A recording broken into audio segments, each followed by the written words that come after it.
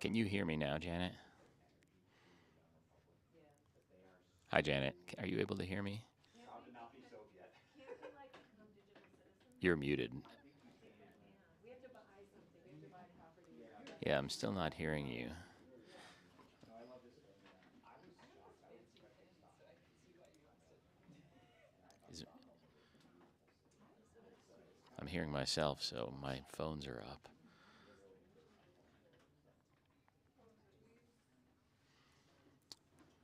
I'm not hearing you, Janet. If you're hearing me, could you wave or something?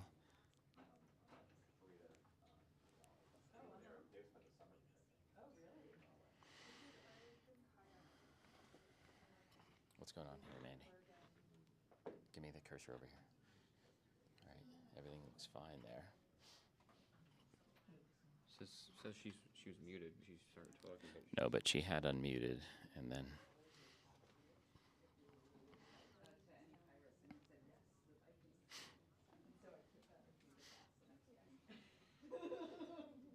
There is apparently a big Viking.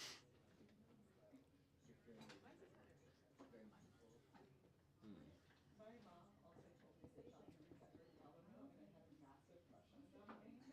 You had a massive crush Well, on this John week.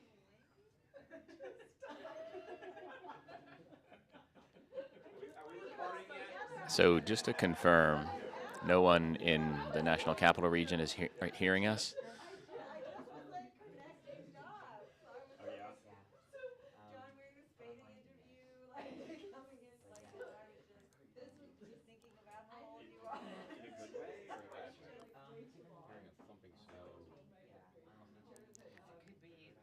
No, So it's tough to be in front of it. I'm not muted.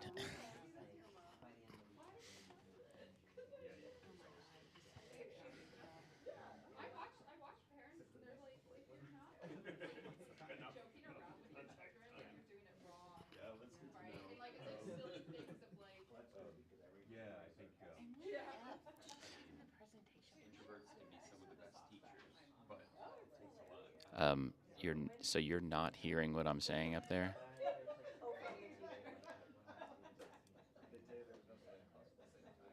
Oh, so your first recommendation letter too. That's a whole art in itself. Yeah. Good idea. My parents just asked me to wrap presents one day and Hearing what? What are they hearing? that they told me. I'm going to join in the office. Oh. It's always learning. Like even if you've taught the same course many times, every instance of it is a whole Yeah, that was for like a 10 years. the vibe Yeah, for like is 10 different. years. It just changes so.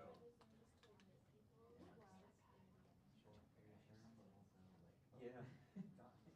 Well, I mean, it's easier, but it's never just a kind of like thoughtless, mindless activity.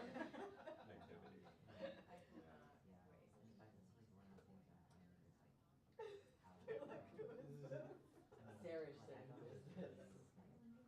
Who is John Wayne? So now I'm learning about John Wayne. There he is. Third time's the charm.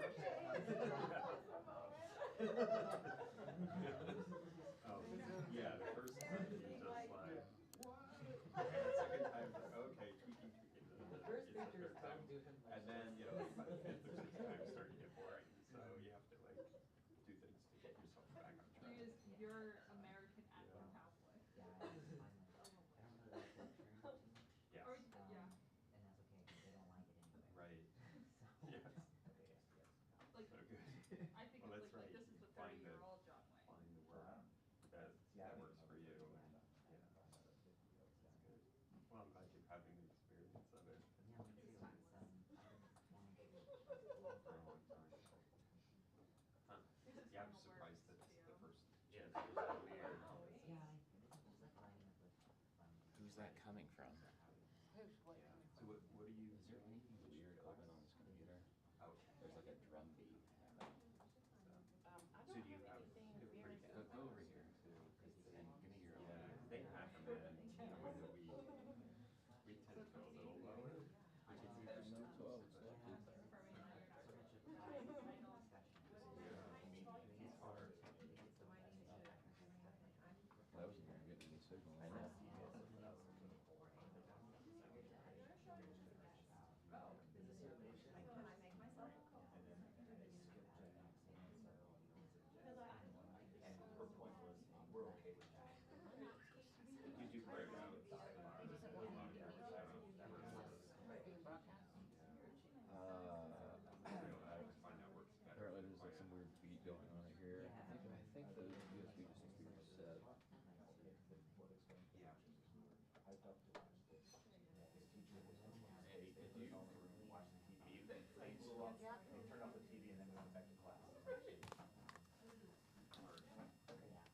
Can anyone hear me?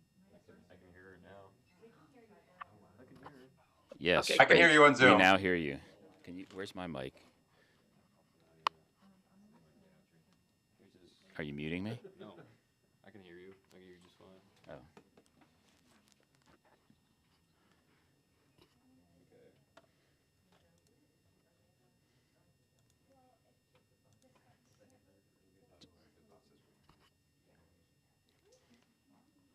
you hear me? Unmute that, please.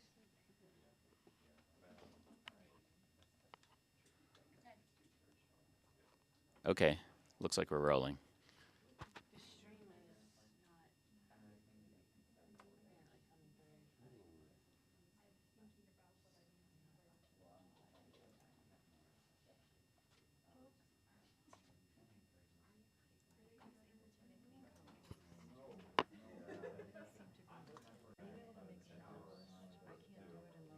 Oh, let's see.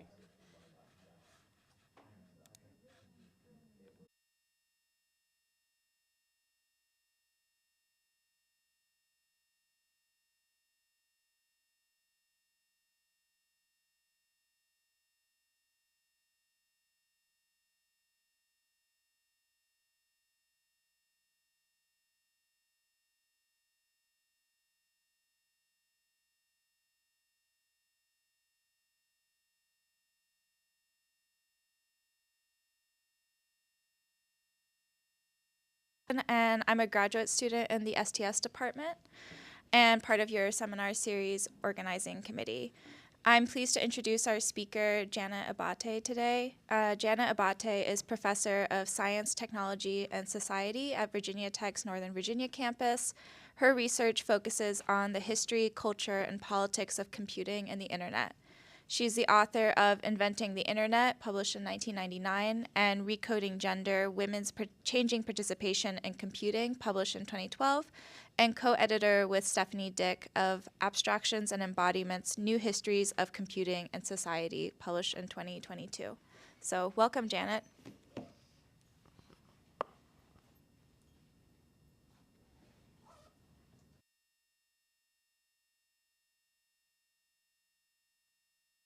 Am I unmuted now? Okay, great. Thanks. Let me just see if I can share my slides.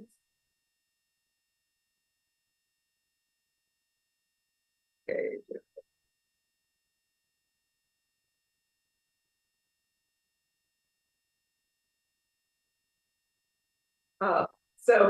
Thank you. I am speaking from Arlington, Virginia, which is located on the traditional lands of the Piscataway people. And I'd like to acknowledge their historical stewardship of this land, as well as the living culture of the diverse Native societies who continue to live in this region today. When Fernanda invited me to talk about my most recent book, I decided to use that as an opportunity to reflect on what the history of computing has been, is becoming, and perhaps should be. I won't be presenting a single case study, but I'll be referring to research I've done in the past and present. I've been trying to think through and act on some deep questions about the history of technology in general and computing in particular, and I invite you to accompany me on this journey. So I'll begin with some background about how I, among many other faculty members in this department and elsewhere, have been rethinking the history of technology and how it should be defined and taught. This raises some high-level issues that carry through to the history of computing. Then I'll talk about my most recent book, published 2 years ago with Stephanie Dick, called Abstractions and Embodiments, New Themes, and how we tried to make the process of putting the book together reflect the same principles that animate the book itself. And then finally, I'll finish by briefly discussing a project I'm in the middle of, which is writing a short chapter that unpacks how certain common frameworks or keywords in the history of computing can bias our accounts toward the perspective of the global north. So for the past 5 years or so, I've been thinking about how to reimagine the way we teach history of technology, which has traditionally been focused on the West, on white men, on invention, on glorifying capitalism. And as part of this, I spent time rethinking the core history of technology graduate course that I was teaching. when I originally put that syllabus together, I looked at syllabi of other people teaching these types of courses, and they were very heavy on these themes of kind of white men and heavy industry. I was part of a 2021 4S session on decentering whiteness in STS, which we recapped in an STS department seminar in January 2022. And in this talk, I described how I had changed this course, whose readings had focused again on white male inventors and the American Industrial Revolution, to add many more readings from gender, race, and post-colonial perspectives. I was excited about the results, and it was only afterward, when I started teaching the new course, that it hit me that I now had no books on the Industrial Revolution at all, 0. And that seemed like an overcorrection. Wasn't I leaving out the biggest story in the history of technology? But then I wonder, why do we need to have books on the Industrial Revolution? Or to put it more generally, what is it we need to know historically about technology? What are the questions we need to answer? And who are we? Whose priorities, assumptions, and values are reflected in these questions? I'm not sure why that's so small. In thinking about why we highlight things like the Industrial Revolution, historically, one answer has been to celebrate achievements of dominant groups and individuals that the authors and their presumed audience care about or identify with. This is a long-standing tradition. The Industrial Revolution, like the Scientific Revolution, can be seen as one more step in the triumphant march of Western civilization. So if history is written by the victors, these are questions asked by the victors. Why did we win? But beyond self-congratulation, another answer is that we want to explain macro shifts in societies and the world order. And revolutions are meant to explain these kinds of large-scale social changes, in this case, by looking at clusters of technological innovations. So canonically, the first industrial revolution from 1760 to 1830 or so gave us steam power factories, mechanization of textile production. Well, the second industrial revolution from the late 19th century to World War I or so gave us electricity, the automobile, mass production, and rationalized business management. And in the wake of these revolutions, everything changed, from standards of living to settlement patterns to gender roles to the geopolitical order. Why is it so seductive to tell history this way? Surely these inventions and practices were impactful. They also reinforced each other, and they contributed to large-scale economic and demographic shifts in the places they occurred. But the revolution paradigm has some major problems. First of all, the idea that these revolutions happened at a particular historical period that can then be labeled the Industrial Revolution imposes the Anglo-American experience and timeline on the entire world.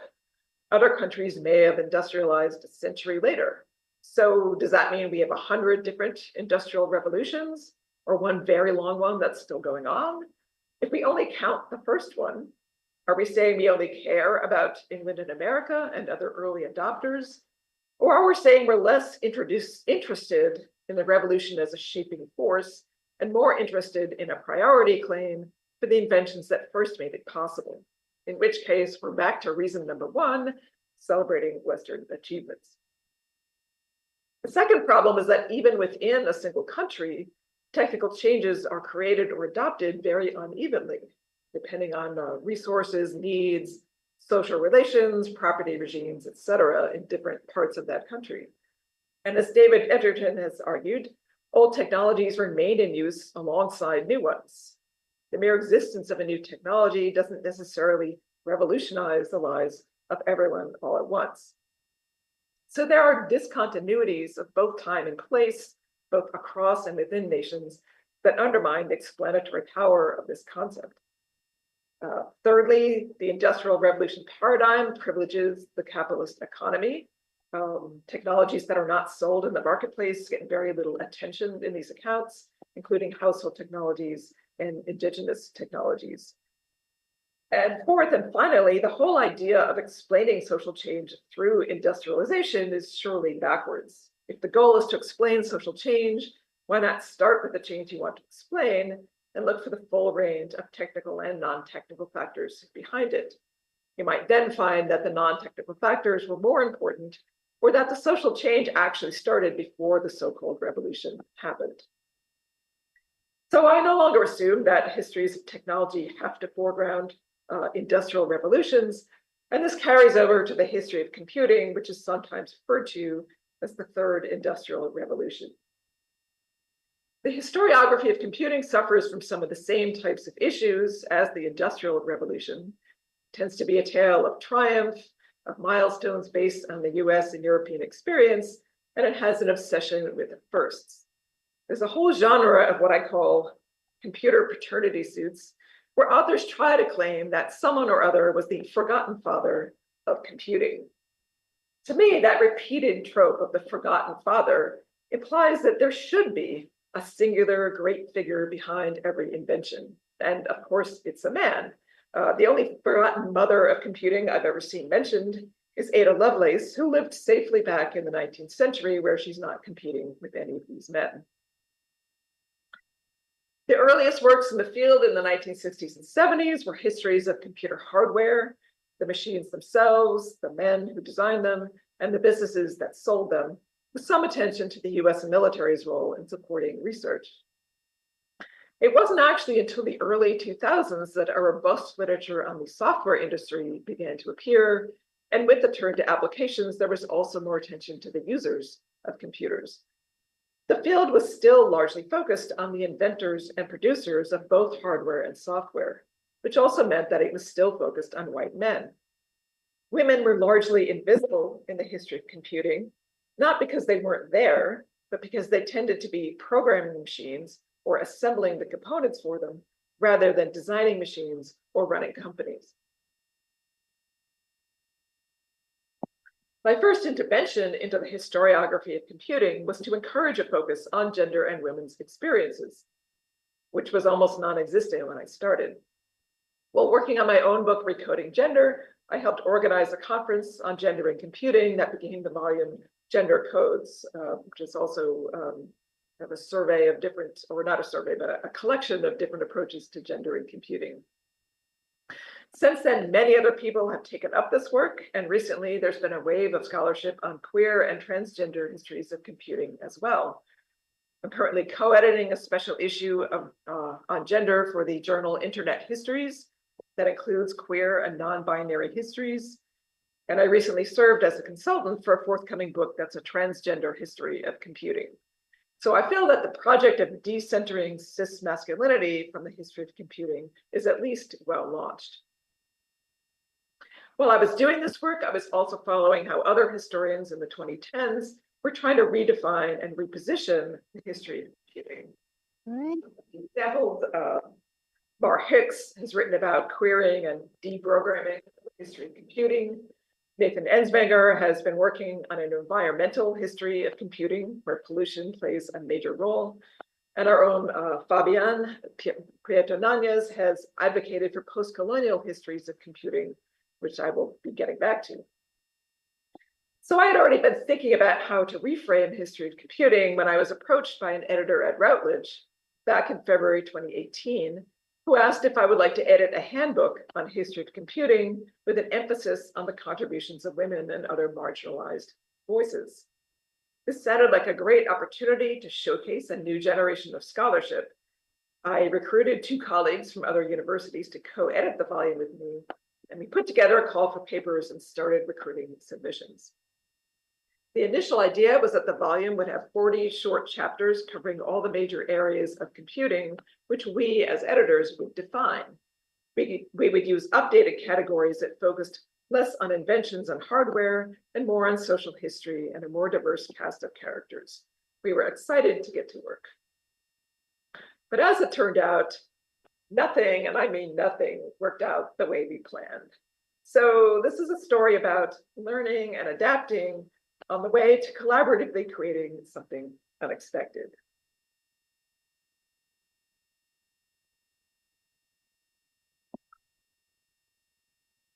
On the human and organizational side of things, there were a number of disruptions that dragged out this process. Early in 2019, one of my co-editors ghosted me, simply stopped answering emails, didn't answer the phone. I made discreet inquiries, but couldn't find out what had happened to them. The other editor and I finally gave up and continued the work on our own. So let this be a warning to junior scholars. Before you embark on any kind of collaborative arrangements, make sure you have a track record with the person and know they're reliable. Fortunately, my remaining co-editor, Stephanie Dick, was everything you could want in a colleague: committed, enthusiastic, well-organized, full of ideas, and open to other people's. She was a joy to work with, and I couldn't have done it without her. In the fall of 2019, shortly after we submitted our proposal for the volume, our editor at Routledge informed us that she was leaving for another job, and another editor would be handling our proposal. This eventually got passed off to a third editor who did not share our vision for the book at all. She wanted to publish it as a bare bones print-on-demand volume with a generic cover and no publicity, because she felt there was no general audience for history of computing and only a few libraries would buy it. Of course, this would be a disaster for the project and a disservice to our authors. We had to quickly look around for alternatives. Then in 2020, my co-editor Stephanie, who was a Canadian citizen teaching at a US university, had to leave the country abruptly because President Trump, in his wisdom, decided to make all non-citizens leave the country and reapplied to come back. After that alienating experience, she decided to leave her tenure-track job in the US for an offer at a Canadian university, becoming one of a number of scholars who were lost to US STS community because of those policies. And of course, there was the COVID pandemic, which I'll get back to in a minute. On the content side of the book, it quickly became apparent that our idea of surveying the whole field of history of computing was not going to work. The submissions we got were much more eclectic. Few people wanted to survey an area of history of computing, and we didn't have any coverage of some of our proposed areas. In retrospect, we were probably naive to think that we could assemble an overview of the field from new scholarship. There are structural reasons why these kinds of synthetic overviews tend to be written by established senior scholars. This isn't the kind of work that gets you tenure. So there is, or maybe, an inherent conservatism to that kind of exercise. But the submissions we did get included some exciting work and fresh perspectives, so we decided to rethink our project. We went to our editor with a counter proposal. Rather than a handbook, we would create a volume of original work in new areas of the history of computing. And she was receptive to that. This was our original editor. So we revised our call for papers and solicited additional submissions. One thing we had realized was that our initial pool of submissions was very white. Our first call for papers had not drawn a lot of response from scholars of color. Why was that? We didn't know. Maybe the people writing about computing issues didn't primarily identify as historians of computing, and we hadn't been reaching out to them. Maybe they were overcommitted. Maybe our call for papers didn't speak to their interests. But we didn't want to just shrug our shoulders and say, oh, well, that didn't work out. So as we restarted the call for papers, we proactively contacted some scholars of color whose work we were aware of to ask if they would be interested in submitting a proposal. And we did get a few positive responses. So again, this was a moment where we felt that the structure and dynamics of the field were influencing the kinds of scholarship that we were seeing, and that we would have to adjust our own processes in order to make participation in our project more accessible to scholars of color. This happened again when COVID hit. As everyone's lives were thrown into chaos, some authors had to drop out, and we realized that the pandemic had disproportionately affected our authors of color. They seemed to be in more precarious positions with greater demands and fewer resources. While we couldn't address structural problems like employment and childcare, we did what we could with the authorities and resources that we had. For example, for one author who was new to publishing, I took on the task of arranging image permissions, which, if you've ever had to do that, can be a very confusing, frustrating, time-consuming process. For two of our more senior scholars who told us they simply didn't have time to finish writing new work, we arranged to reprint excerpts of important pieces they had previously published, which fit our themes and would work well in conversation with the other authors' work. We also came up with the money to pay for these reprints. So in these small ways, we tried to make our process consistent with the reforms we were trying to make in our content.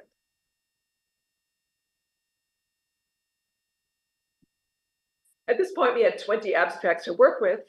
Rather than trying to impose our initial categories on them, Stephanie and I looked for patterns in what the authors were trying to do.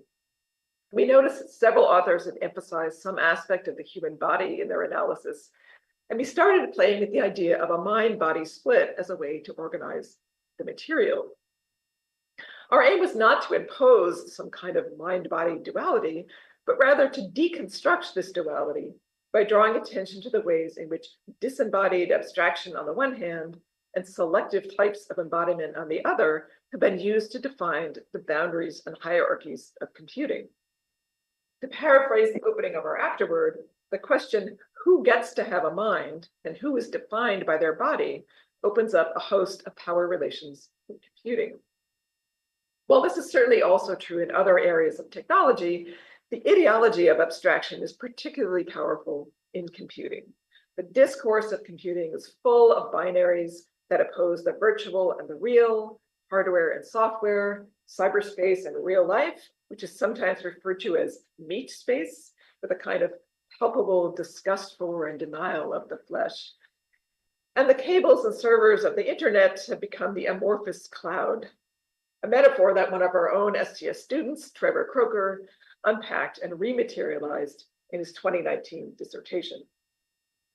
The recent claim that AI is on the verge of autonomous intelligence is only plausible if you erase the messy infrastructures and human interventions that make it work. So we felt that foregrounding these taken for granted distinctions in the organization of the book itself would provide a lens to ask how abstractions have shaped our historical view and experience of computers, and how embodied identities have shaped our experience of computers, as well as the categories used by historians. And I'll give a few examples from our volume. The 10 chapters in the abstraction section are very diverse, but all in some way highlight the power of an abstraction, idea, or buzzword to hide materiality, to place a normative label on a behavior or object, and to symbolically mobilize computing for political purposes. Some authors focus directly on taken for granted keywords of computing to historicize and interrogate their meanings. This includes technical terms such as algorithm, code, and program, behavioral terms such as lurking, which is, being in a forum but not actually posting to it, and the kind of normative, the sort of normative valence of the term lurking that implies that you need to be contributing content by posting. And other terms that appear merely descriptive but carry normative weight, such as code.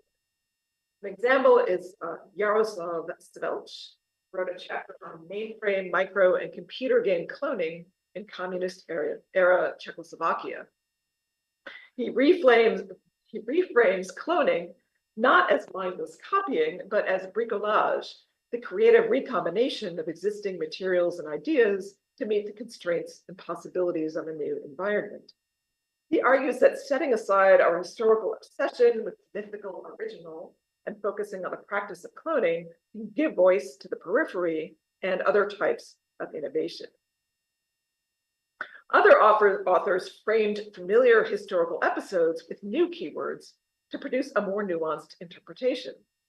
For example, the Y2K or millennium bug is often dismissed as a false alarm or an example of obsolete coding practices. Assume everyone's heard of this, but if you haven't, it came from early COBOL coding practices that only used 2 digits for a date, so that when the year 2000 came along, they would not have the 4 digits to express those dates, and theoretically, planes would fall from the sky and terrible things would happen. Which of course did not happen, which is why, as I say, it's often kind of dismissed as a false alarm. Zachary Loeb recontextualizes this episode within competing discourses about risk. So rather than it being about coding and a sort of technical problem, He wanted to look at how it was interpreted in popular discourse. In this framing, the Y2K bug is not a technical event, but a political and cultural one. From the US Congress that feared that infrastructural disaster would befall, to computer firms who feared that they would be blamed, to survivalists who saw this as the triumph of machines over humans, or perhaps the second coming, and to those who saw the panic over Y2K as the real risk. And this included, for some reason, Leonard Nimoy, who used his persona as the ultra-rational Mr. Spock to reassure Americans that if they stayed calm and worked together, they would live long and prosper. And this was actually a published guide to surviving Y2K that featured Leonard Nimoy. While this seems funny now, the very fact that some Americans trusted a fictional alien more than the computer industry or the government speaks to the contested terrain of risk at a time when the public was first realizing just how dependent the country had become on computers. In another historical reframing, Mark Adenoff shows how the concept of decentralization, which is often used to describe the internet architecture, was appropriated by the Clinton administration as a Jeffersonian democratic ideal. He argues that Clinton and his Vice President Al Gore rhetorically linked the internet's decentralized design with populist political decentralization in order to boost his party's popularity while also making the internet politically legible. Rather than assuming that the term decentralized is a neutral technical description of the internet's design, Adenoff asks us to understand both the meaning and the appeal of this term in its political context. And in the process, he also deconstructs the racial contradictions of both Jefferson's and Clinton's ideas of democracy. Tiffany Nichols' chapter on patenting automation of race and ethnicity classifications shows how abstraction can be used to hide racism. She examines patent data to show how data mining companies use proxies for race and ethnicity to allow their customers to discriminate while claiming that their technology is neutral because it does not directly rely on racial data. In another chapter, Andre Brock describes a web browser called Blackbird, introduced in 2008, that was designed for African Americans, and how it was criticized on the grounds that browsers should be race neutral. Critics of Blackbird articulated an assumption that a browser is an abstract universal tool that should be equally good for any user, even though the web was, and to some extent still is, an overwhelmingly white space where some people have a much easier time finding the content they want than others. The debate over Blackbird challenged the idea that the internet is a colorblind space where race has been abstracted away. As these examples illustrate, by focusing on the process and politics of abstraction, the authors lead us back to social positioning and embodiment. The section on embodiments focuses on the human body in both its physical and symbolic aspects. Some authors examine how race and gendered bodies become markers of skill and status in the labor market. Lisa Nakamura describes how in the 1960s, chip assembly was insourced to indigenous Navajo workers in the United States, and that Fairchild Semiconductor naturalized this labor arrangement with a racialized logic that set the pattern for targeting women of color for this work around the world.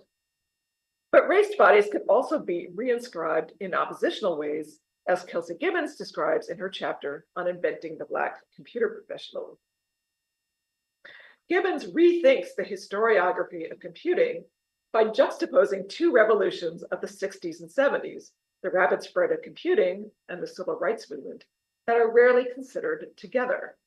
She argues that because Black people were stereotyped as unskilled, Black computer professionals had to be invented, both by advocacy groups working with industry to create job opportunities for them so that they could indeed become Black computer professionals, and by the Black media, which showcased these professionals as role models of progress and possibility.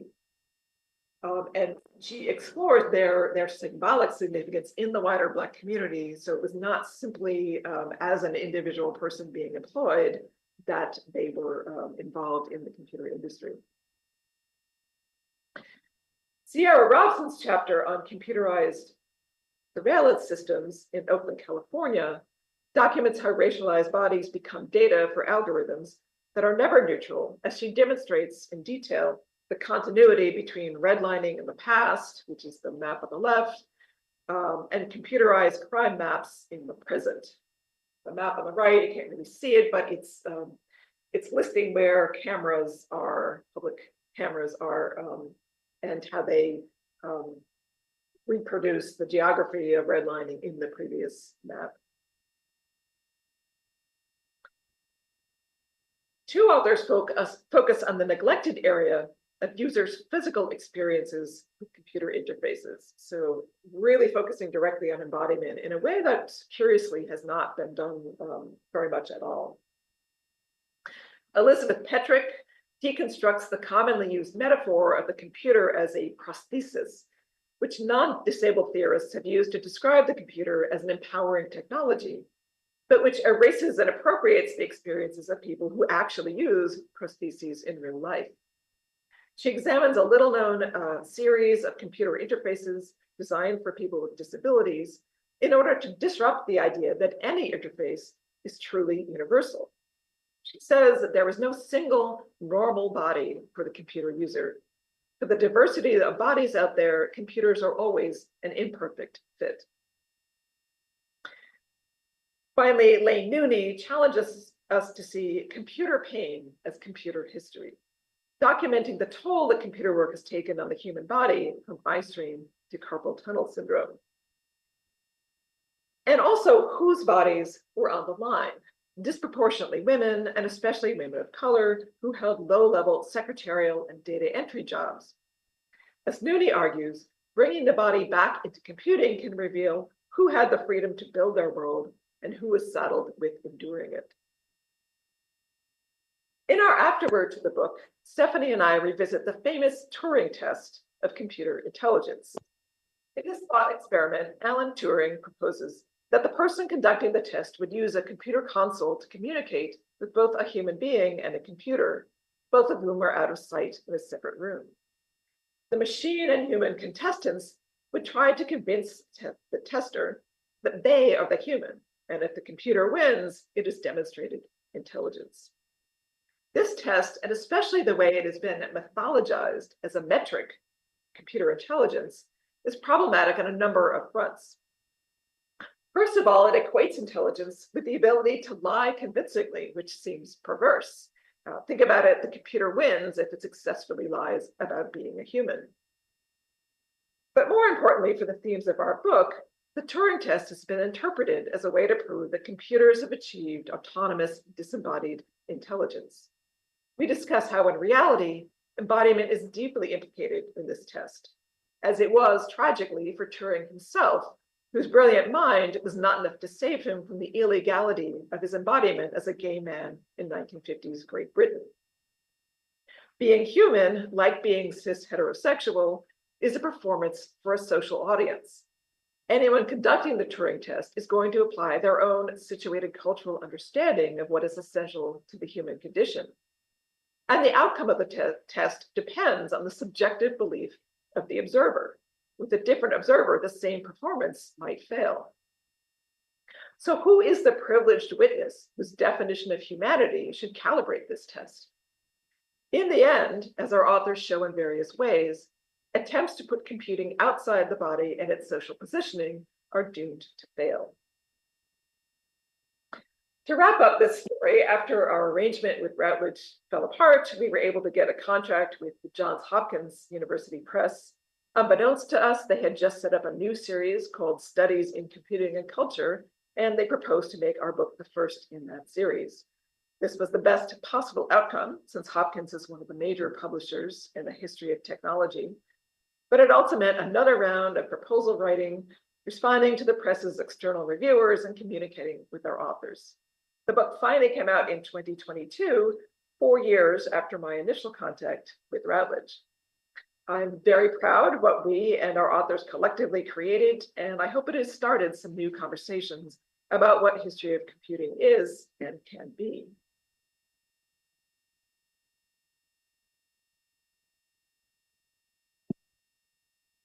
So in my remaining bit of time, I want to briefly mention something I'm currently working on. In 2020, Warwick Anderson wrote a piece called Decolonizing Histories in Theory and Practice, in which he argued that fundamentally, any process of decolonization requires us first to recognize the epistemic violence inherent in conventional histories. This means challenging entrenched historical frames, such as periodization, origin stories and priority claims, terminology, the universality of science, and the idea that ideas diffuse from the European center to the rest of the world.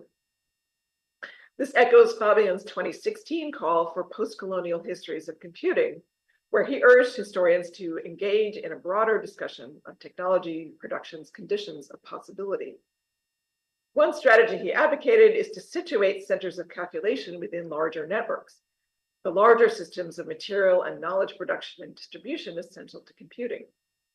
For example, material and ecological histories of computing have revealed the colonial relationships still implicated in sources of the raw materials of computing. Get started slide for this, sorry.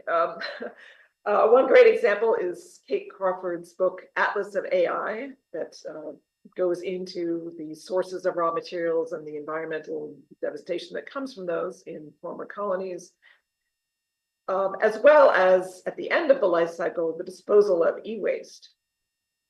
Labor studies of computing have also shown the colonial relationships that continue to provide cheap labor around the world. In these ways, a post-colonial view can broaden both the spatial territories involved in technology production that is supposedly located in the US, and the temporal span of conventional histories that tend to focus narrowly on the period of invention and early adoption, rather than these longer life cycles.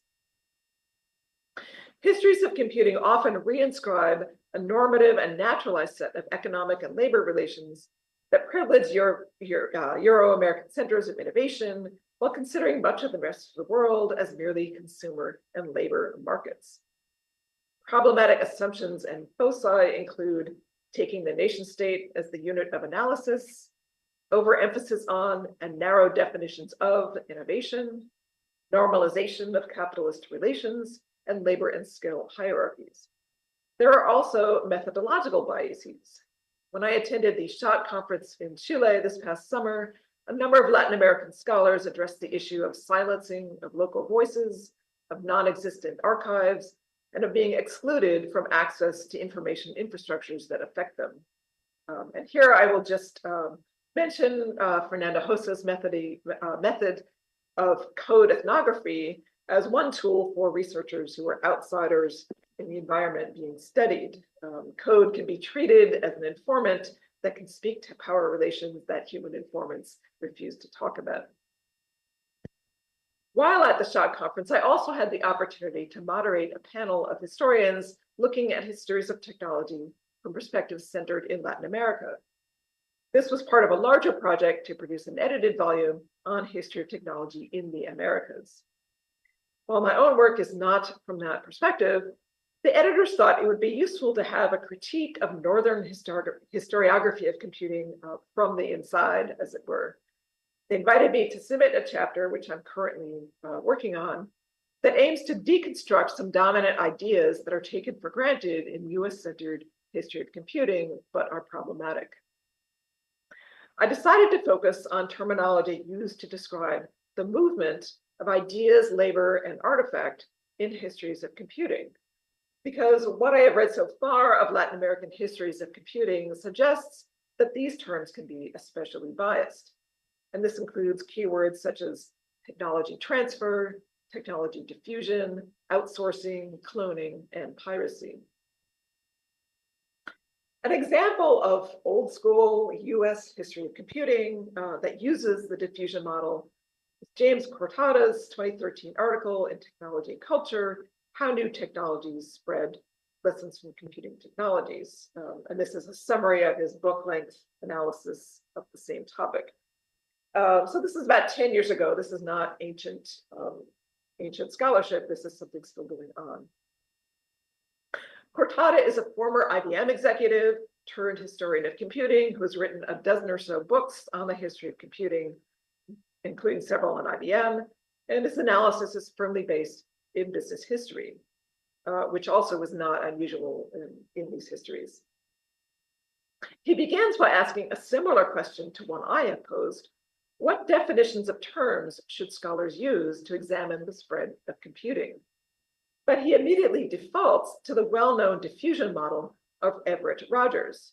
Rogers defined diffusion as the process by which an innovation is communicated through certain channels over time among the members of a social system.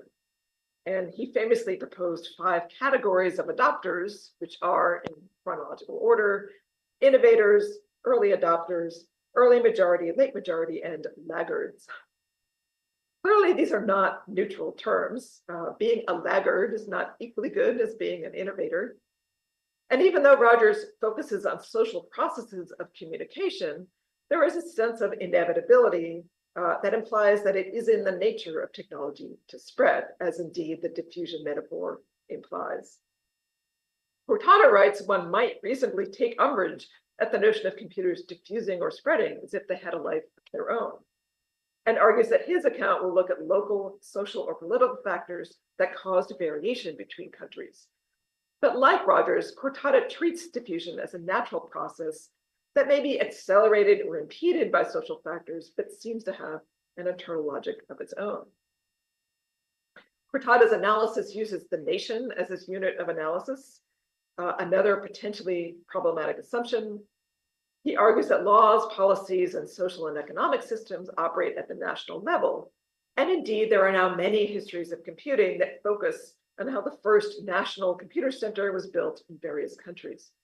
But focusing on the nation tends to privilege these formal government projects and downplay or delegitimize the many informal, perhaps even illegal practices and networks that have also played an important role in spreading computer technologies and expertise, as Fabian's work has shown. One of the factors Hurtado identifies as encouraging the spread of computing between nations is a legal framework that protects business contracts and intellectual property. Like many business-oriented historians, he is not at all critical about the power relations and assumptions about intellectual contributions embedded in those frameworks. Ivan de Castro Marquez describes the economic and ontological violence involved in intellectual property regimes in his case study of a Brazilian clone of the Apple Macintosh. A Brazilian company called Unitron had reverse engineered the Mac hardware and software, a process that required considerable technical expertise and creativity. They did not have direct access to this information. They had to infer it all themselves. Moreover, this was not illegal under Brazilian law. De Costa Marquez argues that this should be seen as an act of creation rather than mere cloning or piracy, and that if legal rights stem from an act of creation, which is the rationale behind IP law, then the Brazilian developers should have had the right to sell their product. Here were 2 competing understandings of creativity and legal rights that could both be seen as logical and natural in their home context. The triumph of the northern US understanding of who gets to be called a creator and who is outlawed as a pirate was based on economic power rather than any inherent truth. So these are the types of issues that I'd like to unpack further in kind of mainstream histories of computing while juxtaposing them with critiques and alternatives from the Global South and in particular Latin America. For me, this project not only pushes forward my rethinking of the history of computing, but it's also provided an impetus to try to read more widely in the literature from Latin America, although with the major limitation that I cannot read either Spanish or Portuguese. So I'm dependent on English language sources or rough translations. But even with this limitation, if I can help to focus more attention on scholarship from the Global South, that will not only improve, I believe, the quality of histories of computing, but also contribute to citation justice, the effect to give credit to groups whose scholarship has been marginalized. And to give one example of this that I came across during my research, most of us are familiar with the triple helix theory of Etzkowitz and Leisdorf, which we heard an excellent example of last month when Gam gave her seminar talk.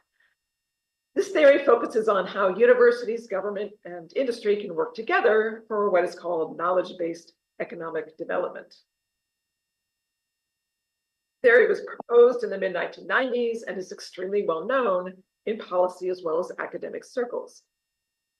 So I was intrigued when I was reading articles about Latin American STS and started seeing references to the Sabato triangle triple helix theory.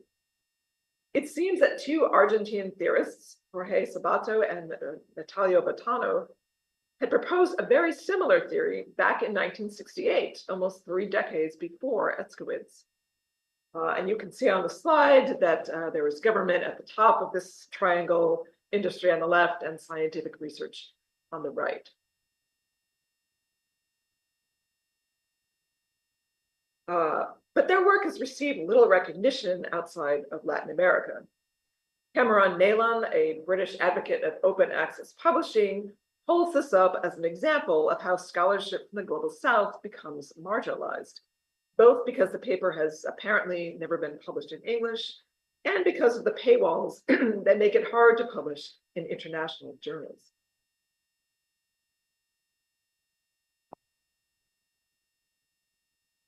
So now that I'm aware of this, I think I'm going to also start referring to this as the Sabato triangle triple helix theory, to disrupt the idea that this is a purely Anglo-American idea.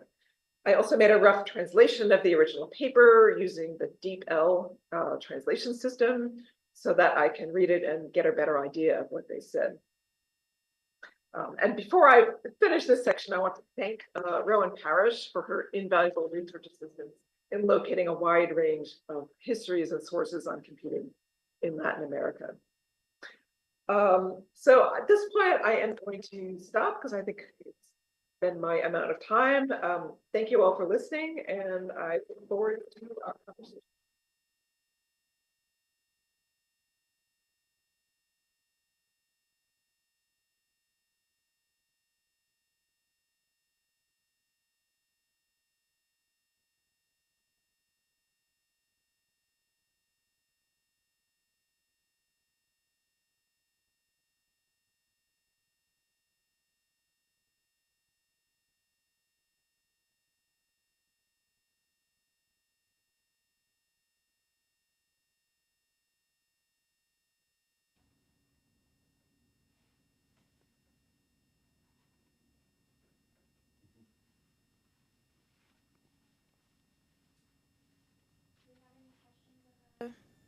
Room in Blacksburg?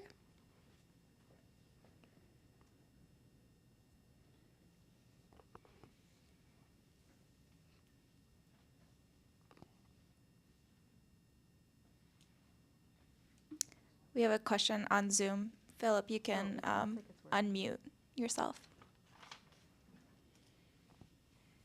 Hey, Janet. Hey, That was great. I learned a lot, and a lot that's useful to me in teaching technology ethics. I have a practical question along those lines, just kind of a pedagogical question. So I'm coming up on a unit in the tech ethics class about technology ethics in a global perspective. And I typically start the unit with an essay by Anthony Akibu on technology transfer. And he contextualizes technology transfer in histories of colonialism and neocolonialism, but he still seems to view tech transfer as a unidirectional movement from the global north toward the global south. At least that's what it seems like to me. I follow this up in part by teaching piece by Fabian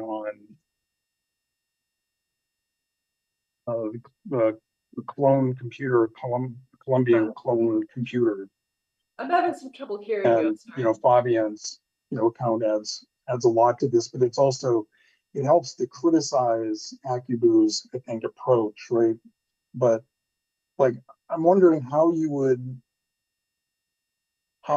recommend sort of critiquing Akibu in class, like as a way of like sort of showing like some of the problems with this view of, I'm not asking you if you've read Akibu, it's just kind of like this whole idea of like transfer from global north to global south on the way to Fabian's sort of piece. I don't know if that, do you understand the question? I guess it's like, I'm not phrasing it very well, but like, it's a pedagogical question about how to move from like a view that may seem natural, familiar, like to Fabian's got his hand up. Maybe he wants to answer. Like, how you move from kind of this familiar story kind of to just sort of bring students in and then critique it, on your way to a different sort of perspective. Well, I think one way is to think about alternative words, because when we talk about technology, I can't hear you. Oh, I'm sorry. I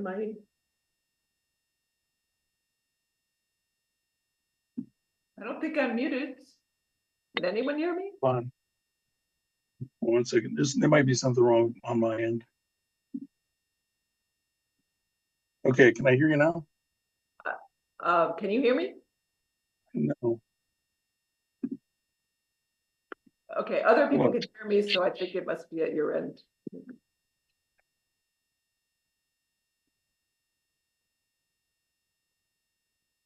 Wait, can you try again saying something? Hello, can you hear me now? Yes, I can hear you. Great. Sorry, it's my end.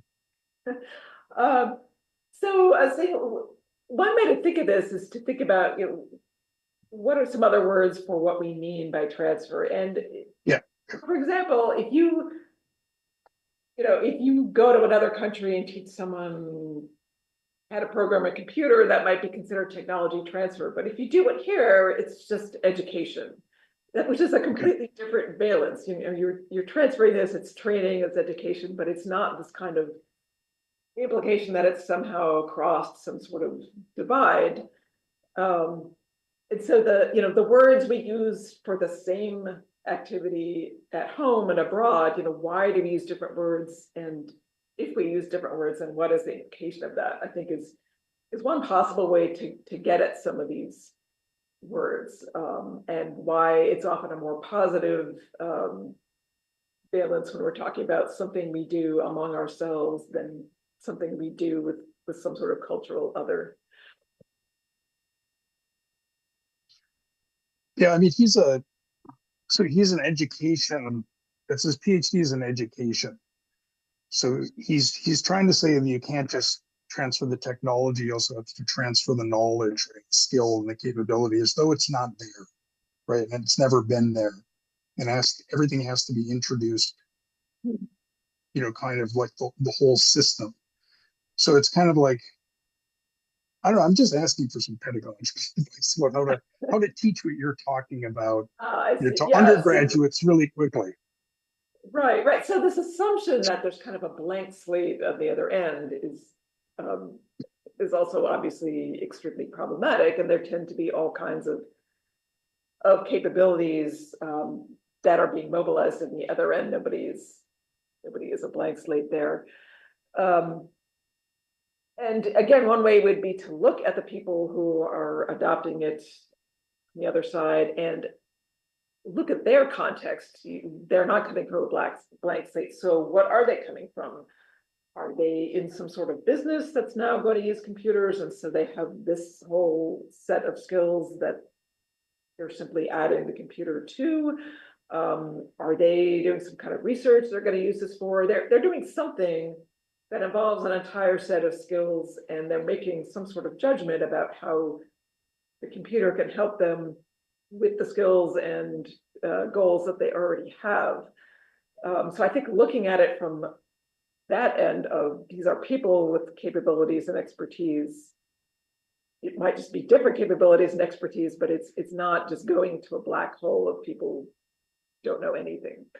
I don't really know the specific example you're talking about, but I think that's sort of another way is to contextualize it in the local skills rather than assuming that those skills exist. One final follow-up, and then that's it. I'm going to ask you if you can and you could do this maybe, outside of this meeting, but like, can you recommend a reading for undergraduates to kind of, introduce them to these issues, we've never thought about these things at all, like just kind of as a way in? That is a tough one because I feel like even even people immersed in this literature are still kind of figuring this out. But if anyone else has any recommendations, Okay, thanks. Please do post them in the chat.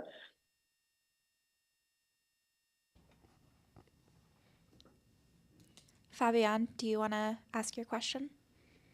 Yeah, sure. But first, I just want to thank Janet for framing my work in this kind of like long, extensive history of computing.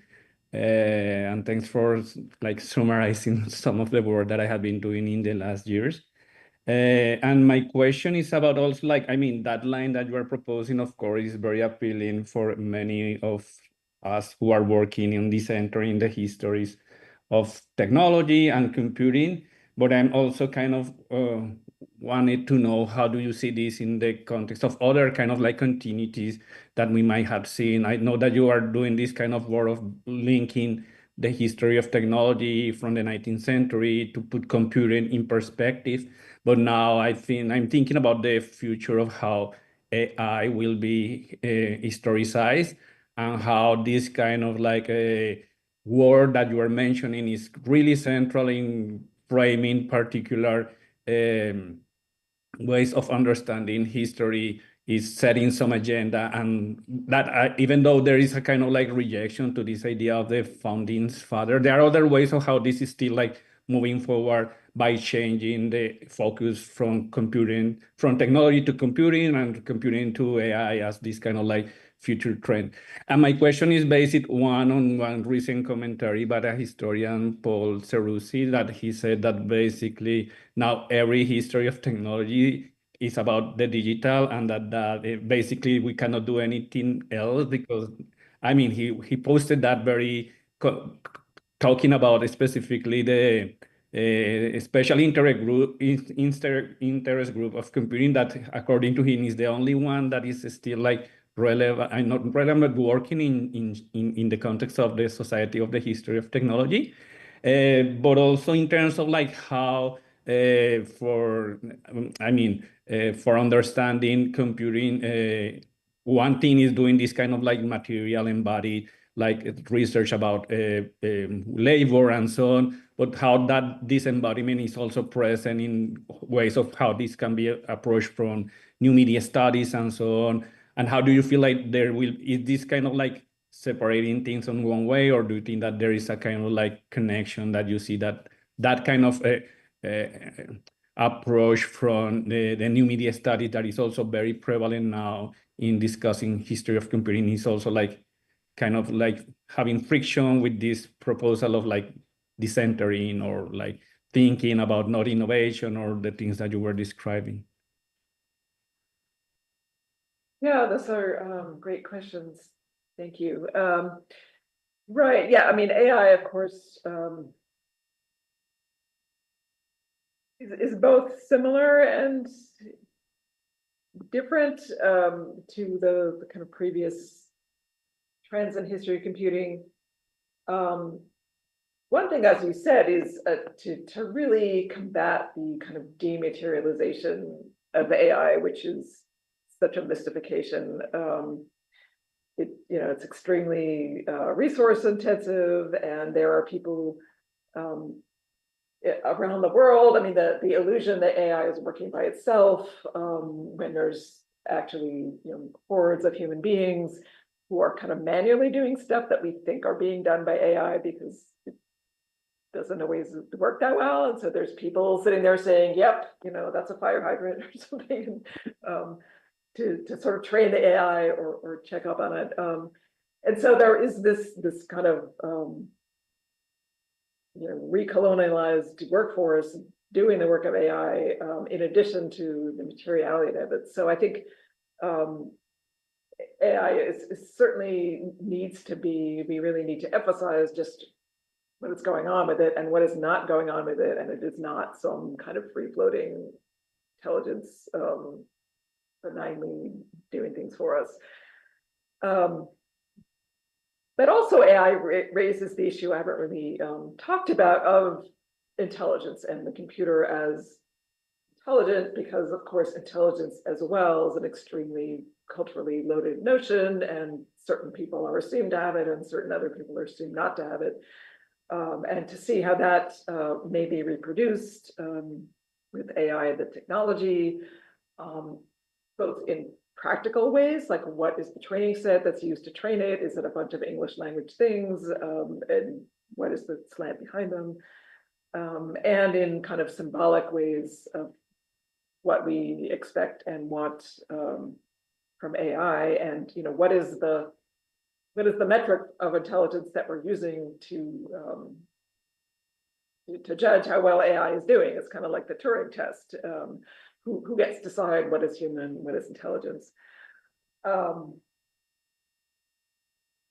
again, media study, there are sort of cultural studies and media studies that are kind of on a separate trajectory from a lot of the history of computing that's more sort of hardware and infrastructure based, looking much more at the content. And then there's platform studies that are kind of in between, looking at how the materiality of the platform shapes the content and social interaction and what's possible there. So it's really a big, unwieldy field, and I definitely haven't captured everything about history of computing and where it's going. But it just really struck me when I was trying to do this project of like, summarize what the history of computing is, that the existing kind of overviews really were in this more conservative vein that I wanted to get away from. I think that's less true of media studies, but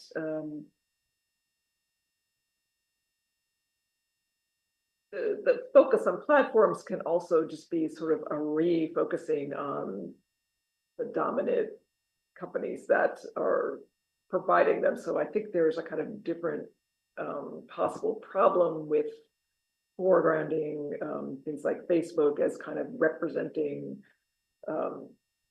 what the internet is. Sorry if that was rambling. Thank you.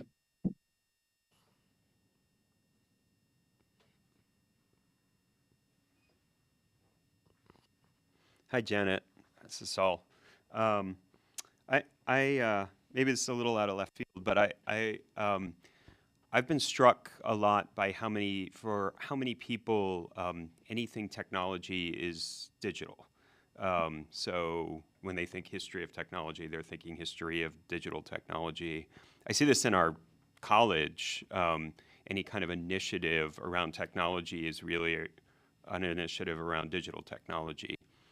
So I was just wondering how these histories of technology, or these sort of new histories of computing, might work against the idea that technology is computing, or that that technology is digital. I was just wondering if you had any thoughts about that. Yeah, that's a great question, and I've certainly noticed that as well. That somehow technology without any other modifier is really information technology. Eden Medina, historian of computing, had a really interesting piece about, I'll have to find the citation somewhere, but she was looking at in Brazil an effort to identify bodies of people who had been disappeared and killed, so that their families could at least know that this was the remains of their loved ones. And this had been a non-digital process, and they tried to introduce computers to do that. And in her article on this, she very deliberately decenters the computer from being what the story is about. That this is not a story about you. We brought a computer in and it changed everything. This is a story about how the computer did this, but rather how they brought the computer in and really it didn't change very much because for various reasons they preferred to use the non-computerized methods, and the computer methods didn't work that well. And so it ends up being a story where the computer is kind of pushed to the side of the analysis in a very deliberate way of saying there might be an expectation that it's going to be this kind of story, but really it's this other kind of story where the computer is not as important as you think it is, and it's only part of a larger process that came before and was not sort of completely replaced by a computer. So it's almost like a refusal of making this into that story about how everything becomes digital. And I think it's an interesting example of how we can, talk about computers while refusing to make them kind of the hero of every story that we tell. And that's what people doing user computing. And another way, again, is to contextualize the computer in these very other contexts. So it's not a business history of this computer, it's a political history of an election, and the computer happened to be, one piece of this, and we can understand the computer better in this story that's not about, that's not centered on computing. So ways of kind of decentering the computer, even though we want to know more about it. If you're doing non-history of computing, then I think you need to also resist, but maybe in a different way.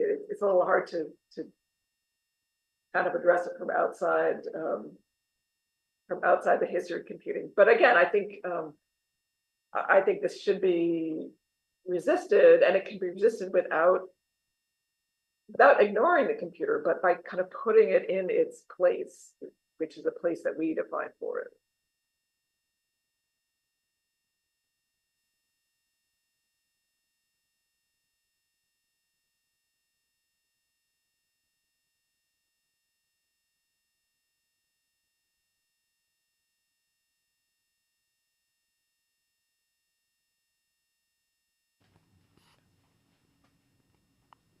Thanks, Janet. I would like to know what is the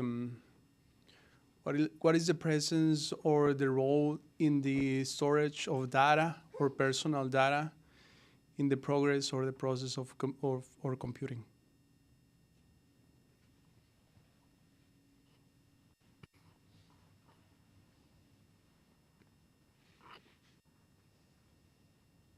That's a really good question, and that's kind of another way in which sort of human embodiments enter into this and kind of become abstracted in, or attempt to become abstracted into data, where they still have implications for the people they're attached to. So I'm not exactly sure what your question is in terms of certainly if we want to think in wider networks of computing, the movement of personal data and the kind of exploitation of personal data is something to be aware of and thinking about. And that's actually one of the things Fernanda talks about is in her kind of study of internet infrastructure, how personal data from people in Brazil gets taken to Europe, where there's a different regime of data protection, and they don't really have any control over this because the infrastructure is making that decision that could have implications for them, but they don't have any control over it. So these issues about kind of power relations and how they affect personal data are definitely something we need to be looking at, and definitely kind of in the internet side of things. I think that's mainly how personal data tends to travel. So I don't know if you had a particular interest in this that you wanted to talk about.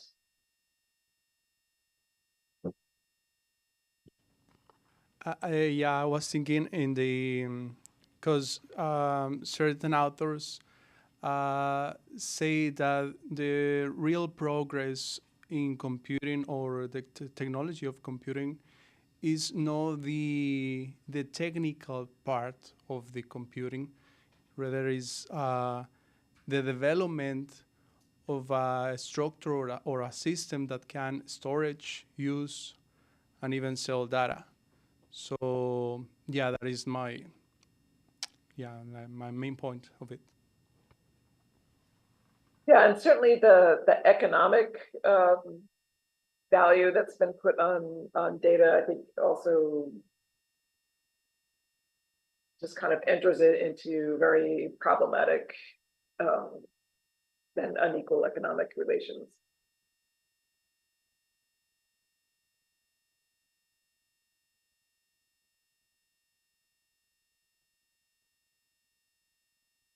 And there's also, histories of that even beyond computing. I know people have looked at like Native American DNA studies of like how this data becomes kind of commodified and it's used in medical studies, but it's not, the benefit is not going back to the people who provided it, who may not have even given consent for it to be used in that way. And so I think in some ways there's a larger history that's not even just about computer data that this could fit into.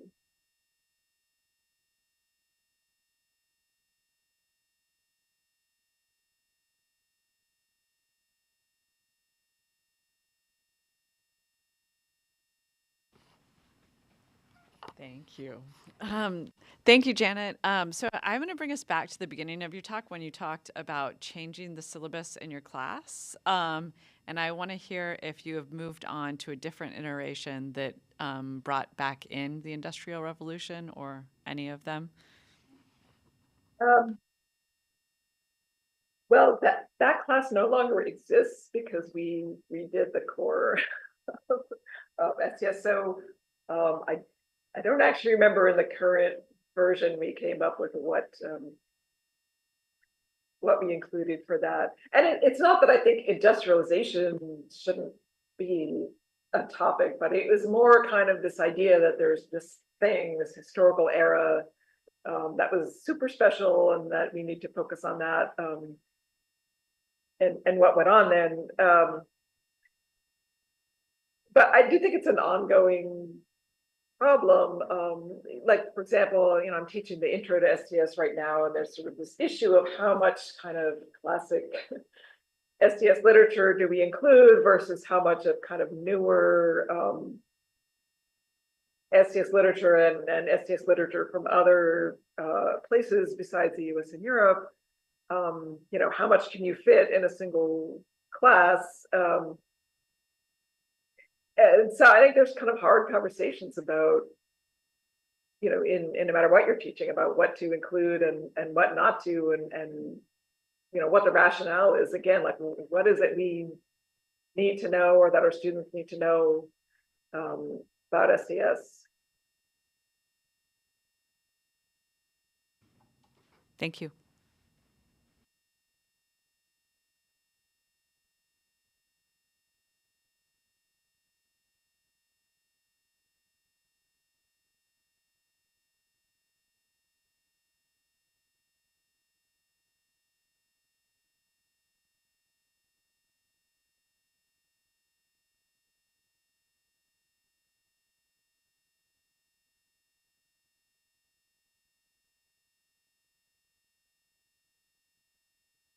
Room with you, Janet? There was actually no one in the room with me. So.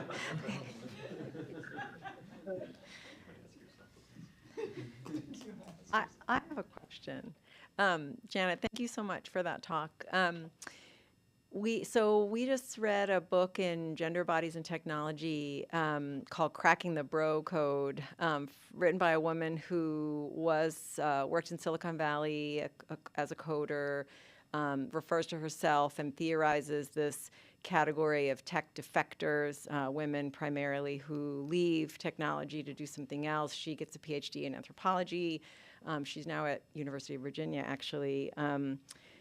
But what a lot of what she says in that brand new book is about sexual harassment, you know, like this very old, very well-worn, you know, pattern problem that we think we know a lot about. And this book is a year old, and she's saying nobody's really paying enough attention to this. And so I was just wondering if that arose in the development of this book, in new histories of computing, like thinking about the sort of material conditions of some of the folks who are working or leaving some of these industries, or just thinking about, because she's, you know, talking about this is why people leave. And this is, you know, and then she has sort of an argument about what is at stake there and why that matters. You know, it's like computers make the world, and, you know, so, so I was just wondering if you have any thoughts about that. Yeah, that's a great question. Again, getting back to that issue of embodiment. I think Mara Hicks has a chapter on female programmers in the United Kingdom, which I think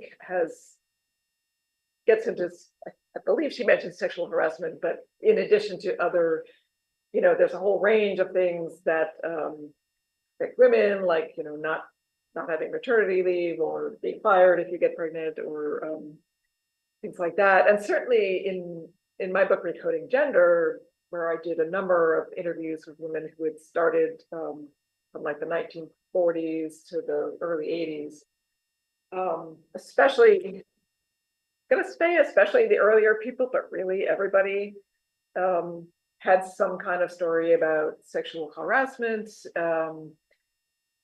And it was kind of just, certainly in the early years, just accepted that this was going to be there, and that, you know, you just needed to be thick-skinned because this is just the way it is.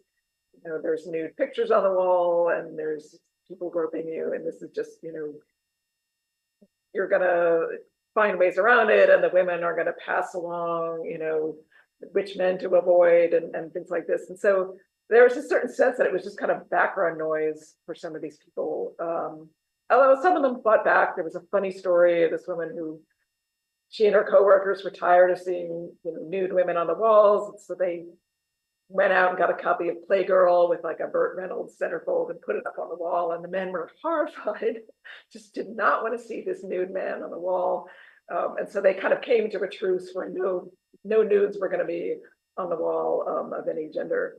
So that was a triumph for the women. But it definitely is. If you didn't want to put up with that, that was kind of an unwritten kind of toll on people in this industry. And even in the later years, women told me about, you know, we would have an executive meeting at a strip club or something, and this was just kind of taken for granted, and I was the only woman there, and, you know, it's extremely uncomfortable.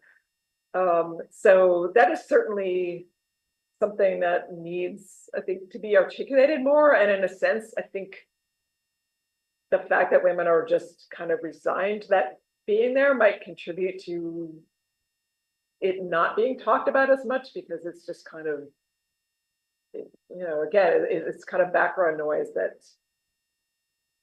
people just get used to, and probably should be foregrounded more. Thank you.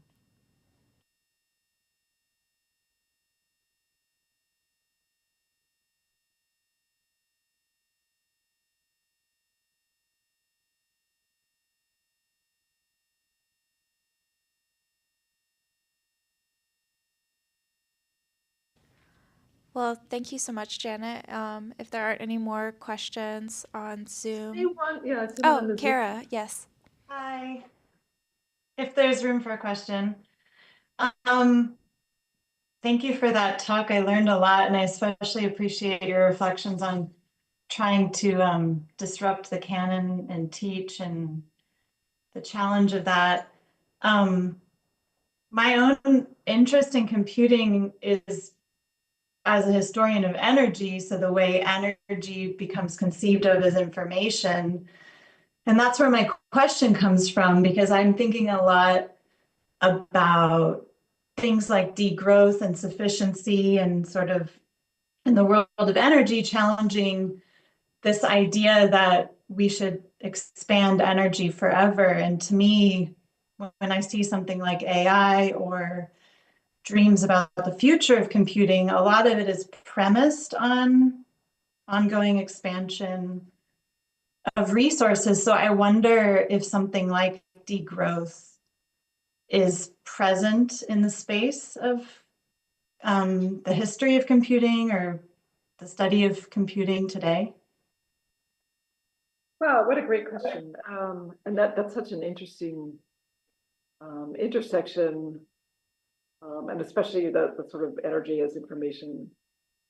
I mean, there are people looking at, I think it tends to be called green computing more than degrowth in what I've seen, but the idea of using less energy and creating less waste. I don't know how big this movement is, but it is something that's out there, but definitely the assumption of that more is better is not really being countered in the history of computing. And I don't know if this is different from energy. I'd be curious to see what you think, but certainly in computing, I think what you see is these attempts to hide that that's what's going on. That, you know, you try and put your data center far away, although there's definitely been opposition to data centers here in Virginia, but you know, you try and kind of put those off in a remote place where they're not going to be seen and no one's going to see where you're dumping your e-waste, and they're not going to see the devastation of trying to mine for rare earth minerals. To sort of keep it far away and to rhetorically not talk about it and to use these kind of euphemisms like the cloud, or to talk about AI like it's just kind of floating out there. Because I think if people did seriously think about this, there might be questions about, like, is this worth the price?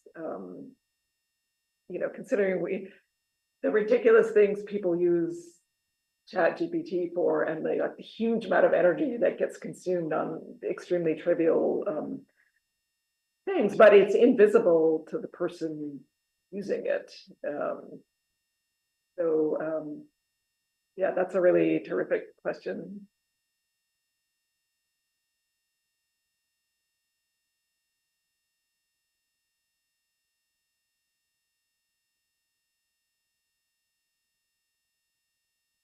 And water use is another big one in computer.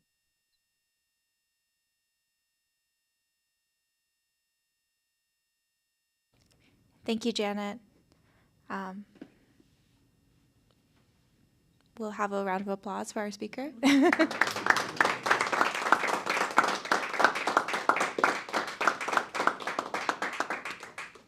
All right, we'll see you next week.